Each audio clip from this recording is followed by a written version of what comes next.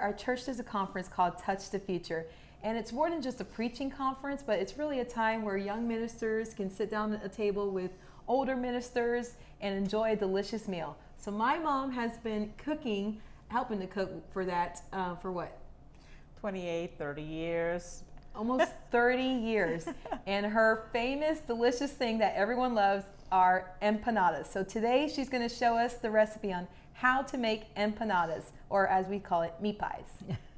Now for the ingredients. Mom, what do we need to make meat pies? We need some peppers, onions, garlic. You're going to need adobo Or sazon. or sazon, either one. We're going to need salt. You need something to fry it in. We prefer to use coconut oil. You can also have some sweet peppers. Now this one is the most important. This one is culantro. Culantro is difficult to find in Publix, Winn-Dixie. You got to go to a Spanish store. Oh. You can use, you can go to the Keys, which is also Bravo. It used to be Bravo, now it's the Keys, or Mercado Pueblo. Cilantro, you're going to use the disc. Goya disc. You're going to have sofrito. This good stuff. And you're going to have beef. Now, does it matter what percentage of beef do you use? I prefer 80-20, but today we're going to use 75-25. All right. Now we're going to prep our ingredients. So we're going to start chopping those vegetables. We're going to do the onion first. And you want to chop it kind of fine. Am I going to start crying? No, you won't start crying. So we chopped up our whole onion, and now we're going to do some peppers. Chop those up. Okay. Sweet peppers. Okay. Take all the seeds out. Oh, I would not have known that. There you go. You're going to cut them fine also, very fine. Okay, so we chopped up our peppers. Here how Or nice. she chopped them up. See how colorful it looks? That's why I like to use 3 different colors. Now our garlic. Yes. I got 5 cloves here. So we're going to do garlic one at a time and very, very fine. We're going to do that garlic very, very fine, okay? This is where I would chop my fingers. That looks hard. So now our culantro and cilantro, not the same thing, 2 different things. And they come like in this big old bunch like this, right? Are we using all this or? No, we're going to use half. And do we have to wash it? Yes, we do. We got to clean it real good. So these are pre-washed. So we're going to go ahead and take the ends off, and here they are, both ends off. And these sticks, just leave them out. So you're going to use half. So you're going to put half aside and half of the culantro aside. You can put it aside. And what you're going to do with the cilantro, you're going to roll it. Ah. You're going to roll the cilantro, and then you can get a better hold of it, and you're going to chop also fine. Nice.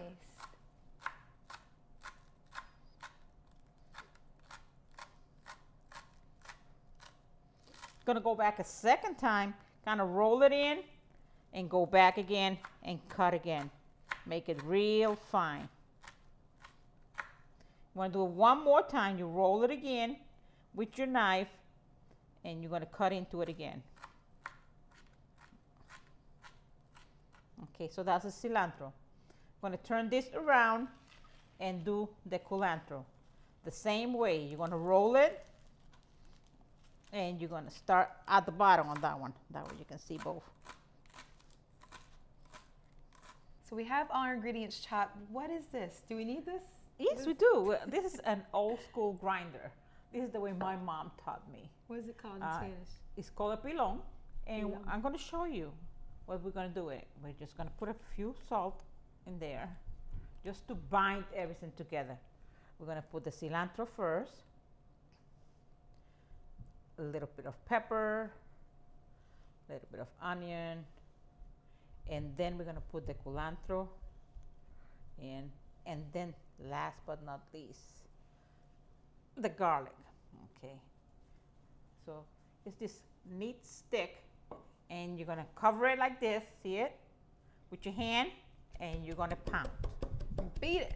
You're going to pound, pound, pound. So this is like the authentic way of this. Absolutely. So you can just buy it like this. This is why we use this. Or we can Grind it in here. pound it in the paloma. Or use this. So we have about 2 pounds of meat here. We're about to start cooking the meat. But this is like for a family of 5, right? About 2 pounds. Right. So it'll make about 10 meat pies. So they each will get 2 meat pies. And so you don't need all of these that much just for 2 pounds. Mama just got overzealous. But you can chop it up because obviously you can't just chop off a little piece of onions. Right, You can put it in little Ziplocs and keep it. So what did you do? You took like one little About scoop a handful, of each, a handful of each, and mix it all together. And now we're going to cook our meat. Okay, so we're cooking our beef right now. Okay. It's just the beef in the pan. Okay, so now I want the adobo. Okay. And that's about 2 tablespoons of adobo. And you're just gonna pour it right in. Ladies and gentlemen, I wash my hands. And there we go, put it aside. And we're gonna go ahead and kind of mix it in together. I'm gonna mix it. Okay. Then we're gonna have about 5 tablespoons of sofrito. And we're gonna mix it in real good. We're gonna mix it.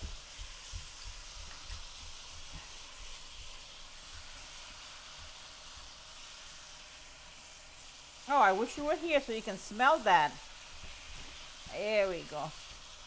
Last but not least, we're gonna put in the shop ingredients that we grinded up in the pilon. And here we go. All of it. Yummy. Here we go. So I have left it on high for about maybe 3 to 4 minutes. And now we're going to turn it to low. And let it cook slowly, okay? Let those flavors simmer, okay? So let's wait, okay? For about maybe 15-20 minutes, okay? So it has been about 13 to 15 minutes. So we're gonna put in those roasted red peppers for more color. So Rachel, you wanna do the This is from that jar, right? Yes. Okay. And here we are. We have more color in it. I like colors, like I told you, I like all these colors. And we're gonna go ahead and still leave it in low and let it simmer for about 5 more minutes. Our meat is cooked now. We strained it off, so there's none of that fat left over in it. It's just the meat. And so how do we prepare this? Okay, Take it away, so Minnie. here we go. I'm gonna take one of these discs here, and they're soft. So they come frozen, so we had to let it sit out for a while to defrost. It. So this is what I was talking about. I like these because they come in handy, very handy. So you want to have plenty of meat in there. You don't want to be cheap with your meat. You want to have plenty of meat, maybe 1.5 tablespoons. And you want to turn it this way. And you want to pinch the corners. You can do it with your fingers or you can do it with just basically your thumb, okay? So, and you're gonna take your fork. The ultimate empanada tool. Yes. And you're gonna go ahead and crinkle that all the way around. And you're gonna turn it around. And you're gonna do it again. Yeah, that's the basic way. There's different ways, but this is very basic. And I like where this is it gonna gets come. crunchy. Yes, this is where this comes in handy. There you go. And you're gonna put the second one. Let me see if I can find it here. I don't have my glasses on, so let me see. Here's your second one. And you wanna put it right on top so it won't stick. See it? That's why I like it. It's handy. Okay, quick disclaimer. We have way more meat than meat pie disc, so this probably makes more like 30. So we're gonna start frying these meat pies, and you do not want to crowd them, okay? So you want to put maybe 2 or 3 at a time. Here we go. How much oil And did you put in there? You're gonna put at least from maybe to 7 to 10 ounces. And like I said, you don't want to crowd them in. Kind of space them out a little bit.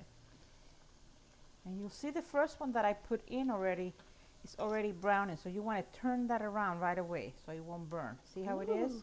There you go. And you go to the second one that you put in and to the third one that you put in. Kind of move it around so you can grab it, and there we go. And just let it cook maybe 2-3 minutes. Don't let it cook a long time. The meat's been done already, so you kind of making Luna's the hungry. disc. So now they look nice and brown. You're gonna get them out and lay them in paper towels or anything that you want them to drain in. You want all that oil to come out. There you go. And this is gonna be the first batch, and we're gonna do a second batch. So we have finished frying our meat pies today, and this is the finished product here. We went ahead, as soon as we take them out of the frying pan, we went ahead and laid them in paper towels to get all that excess oiled. And then here we are, finished product. And this is a tribute to my mom, and I thank her for teaching me to cook at an early age. And Mom, of course, as you get older, you change the recipe a little bit here and there. And this is Mory's way to do meat pies. So let's go ahead and open it up and see how it looks. Look at all that meat. Look at all those colors. That's what we want. Yes.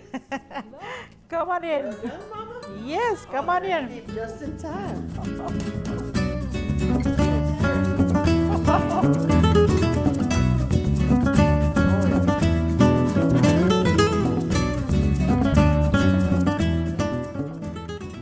Thank you for joining us today. Have a great day.